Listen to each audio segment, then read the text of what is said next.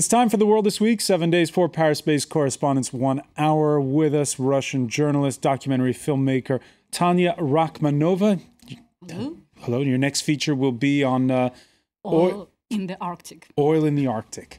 Also with us, he is the foreign editor of the Daily Beast, Christopher Dickey. Welcome to the show, sir. Always a pleasure. Welcome back as well to Régis Le Sommier of French news magazine Paris Match, and to Sylvain Attal, editor-in-chief of France24.com. Good evening, François. The World This Week, where you can join the conversation on Facebook and on Twitter, our hashtag TWTW.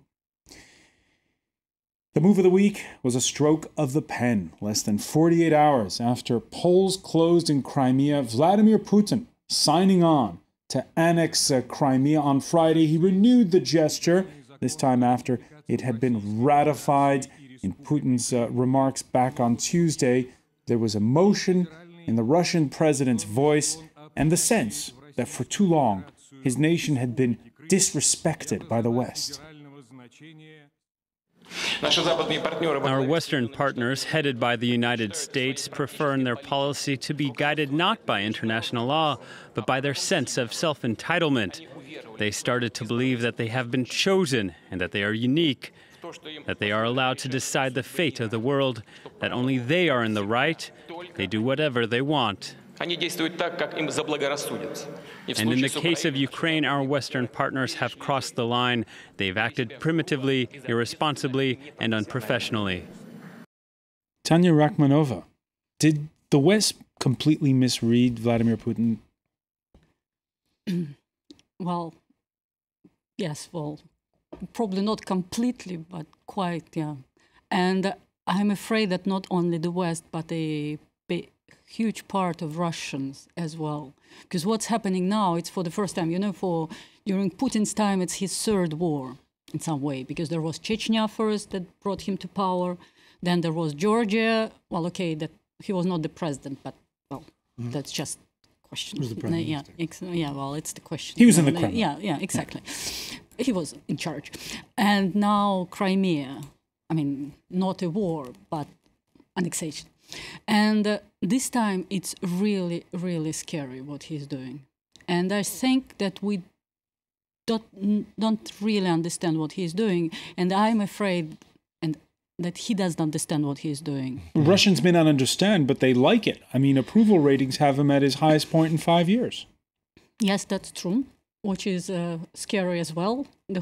I don't think that the whole story of Crimea has very much to do with the West, and this I agree with Anne Applebaum, her today in New York Times, or yesterday, because I think he's doing it for Russia, and it's all about Russia, and it's all about Russian public. This speech he gave, it's in St. George's Hall in the Kremlin. It's not for the West; it's for the Russians, and it is for the Russians because the economic situation is very bad in Russia. It's not very bad, but it's not getting better.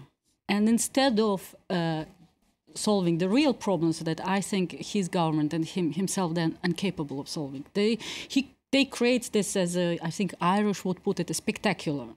Now everybody is busy with this Crimea story, which is very unjust. I was in Crimea a couple of years ago making this story about how much Russian the Crimean were filling, and not much. Not much in your view. There are two different things. There is Sebastopol, which did with feel, the big bases, and they did feel partly Russian, but mostly Soviet. They were still feeling themselves very much Soviet, being the big military port of this big country, being the Soviet Union. So they were like, say, pro-Russian, but like pro-Soviet. And then there is the whole Crimea, which is not Sebastopol, because most of the interviews, most of the stories they're telling, it's a lot about Sebastopol. But it's a very separate thing in Crimea. From the rest of the country. And the rest of Crimea, there were no, Putin compares it. I want to come back to those remarks with you, Christopher Dickey, because you think back to September 11th, 2001, and in the U.S. intelligence community, people said, oh my God, we've been learning Russian all these years. We should have been learning Arabic. Have they now taken their eye off the ball when it comes to Russia? I think to some extent they did. And I think that Putin's speech really was interesting. I don't think, I think you're right, that I think it was for the Russian people. partly because he didn't expect any Europeans or Americans to listen to it because they never have. It's not like he's never said any of these things before. It's that the Americans and the Europeans have been ignoring him and ignoring Russia for a very long time. So they invite Russia into the G8, and they act like that's the biggest deal that could ever possibly happen. And the first thing they do when he starts to invade Crimea or take over Crimea is to say, oh, we're not going to let you be in our club anymore. And he's like, are you kidding me? Is this the way you treat another country with real respect? No, it's not. And I think that he has been playing that game with his internal audience, but it's heartfelt as well. And if we took our eye off the ball in terms of learning Russian, we really took our eye off the ball in terms of just understanding this one man's personality. He's not really a complicated guy to understand. He was created by the KGB. He operates like a KGB officer. He thinks like one. And everything he's done is basically out of a KGB or basically covert operations manual. Even for false flag operations, sending in people without insignia, claiming that you have local support, whether you do or not, claiming that local support is under pressure, is being attacked. All of that, that's just how you go about overthrowing a government. And it's very simple, and that's what he's doing. So the West has misread the signs. I'm very surprised that people are surprised. We agree again. For so many years, I mean, ever since the end of the Cold War, the Russians have felt neglected on the face of Earth because they had this overwhelming power. The only that could rival them was the U.S. at that time.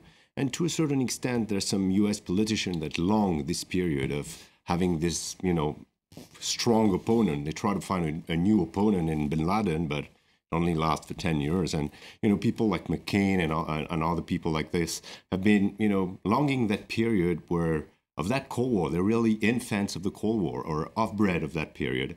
And for Russian, it was exactly the same in many ways, that they've been longing for a leader that could actually give them their pride again. And Putin is that leader. It's not very complicated. He's very, you spoke about the KGB. I would add one more element. Putin is the guy who was in the shadow for so many years and now who became the Tsar. And he has this way of acting. But why should we be surprised? Why should we? Okay, so we misread the situation. But now what do you do? Because what we're seeing is, over the last 48 hours, an escalation, gradual. First it was an inner circle. Now the circle has widened slightly. They've even gotten Visa and MasterCard to say they'll block transactions from sanctioned banks, being the finger being pointed at Russia Bank in particular, which is reportedly close to the Kremlin. This is an escalation.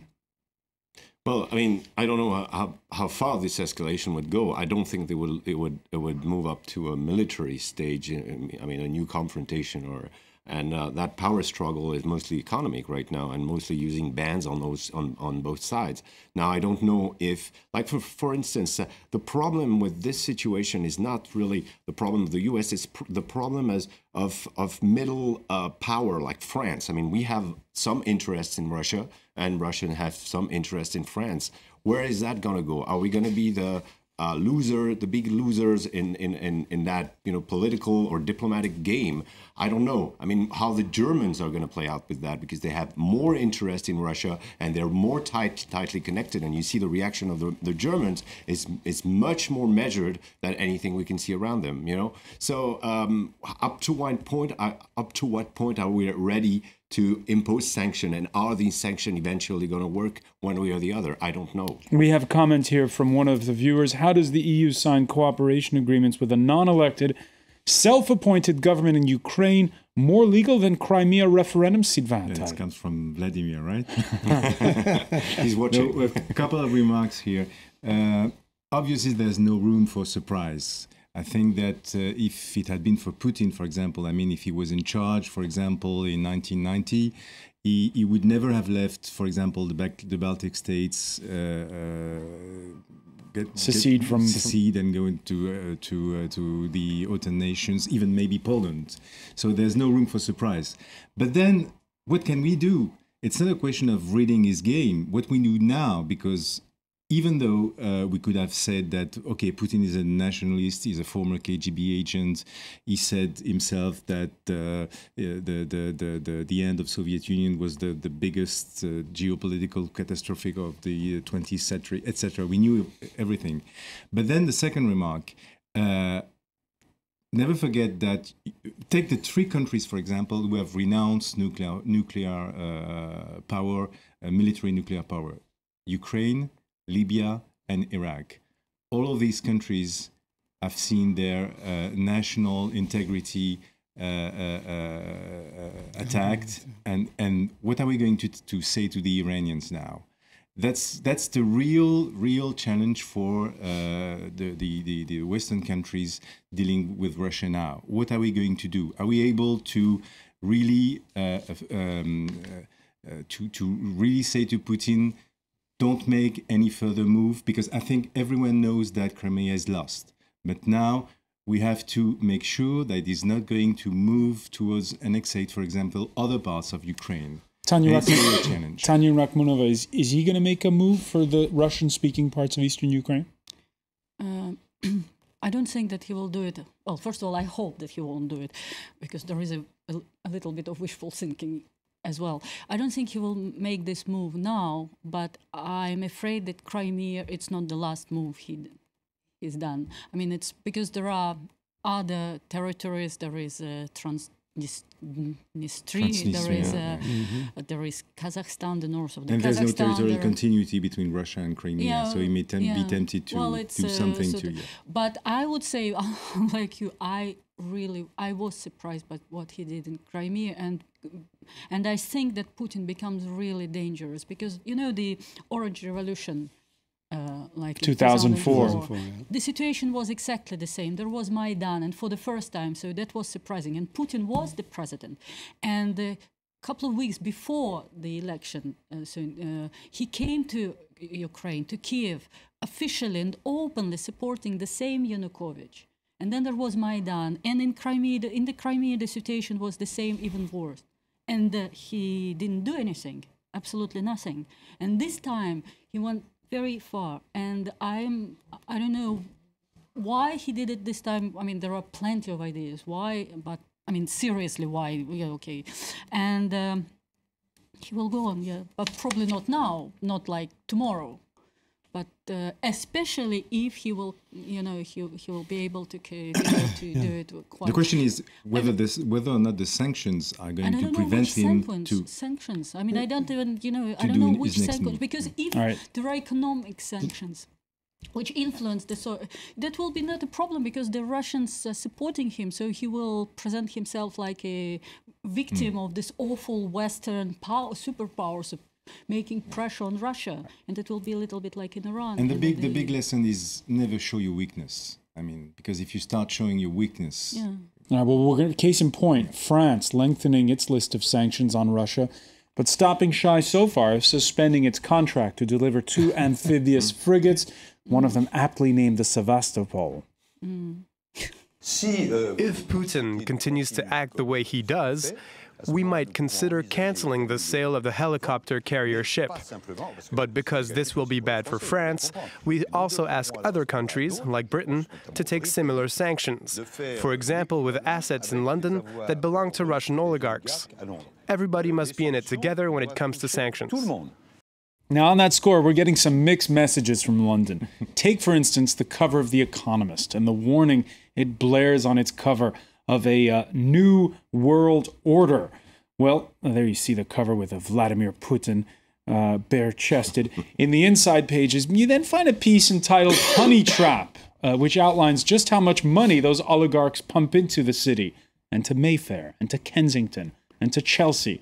When we say Chelsea, we mean both the neighborhood and the football team. They say at one point in the article, seizing Chelsea from Mr. Abramovich, if some have proposed, would be a Banana Republic response, even if it might please Arsenal fans. They also question, Christopher Dickey, this is a minor detail, the legality of it. Well, you know, I think that the real problem here is not ultimately going to be the sanctions problem. The problem is whether Europe is going to become aware that the real challenge that Putin is posing is to NATO. This is not just a challenge to the European Union. This is not just an economic game. This is a direct challenge to NATO. You take Crimea, you threaten Ukraine, you raise the Putin doctrine, which is any place there are a lot of Russians, I can protect them. And then you say, hey, there are a lot of Russians in the Baltics, Latvia, a lot of Russians. 1/3 of the population, ethnic Russian. Absolutely. And Latvia, unlike Ukraine, is a NATO member. Whether it should be is another question, but it is. So you just keep pushing. You just keep pushing. And eventually NATO has to decide, are they ready to go to war with Vladimir Putin? And they are not. And the sanctions, the failure of the sanctions regime, which is what's going to happen, is going to, it's just going to embolden him. The idea that over time the sanctions would really bite in Russia is fine. But we don't have that much time. He's going to move quickly. He's a very smart guy, and he's essentially a dictator. He doesn't need anybody's approval. You take what you just say and you put yourself in the foot of a Russian man, in the man in the street. Well, you get the exact opposite. You have the impression that NATO is going into your backyard more and more. It was, foolishly, and that's why the Putin doctrine works so much, so well with Russians, is that you have the impression that the Americans are getting into your foot. You know, They were, and we haven't even talked about the constant Russian propaganda that basically harks back to World War II, that says the people who've taken over in Kiev are all fascists and Nazis, and they're out to kill the Slavs and so on and so forth. Yeah. So no. There were also a lot of wrong moves in the West too. I mean, you know, so promptly or trying to sign so promptly the treaty with the European Union. Between Ukraine and European Union was not a smart move too. I mean, it was just like the fact that probably the Baltic states shouldn't be part of NATO. I mean, it was too early, at least too early. NATO had a very aggressive policy right after 9/11. They really took the fight against terrorism to expand their boundaries. Now we're talking about Turkey. We're feeling the backlash. We're going to have to take. Nobody wants to go to war for Latvia. And we had the experience with Georgia. Remember Georgia? We're going to have to take a quick break. We'll be back shortly. More to come here in The World This Week.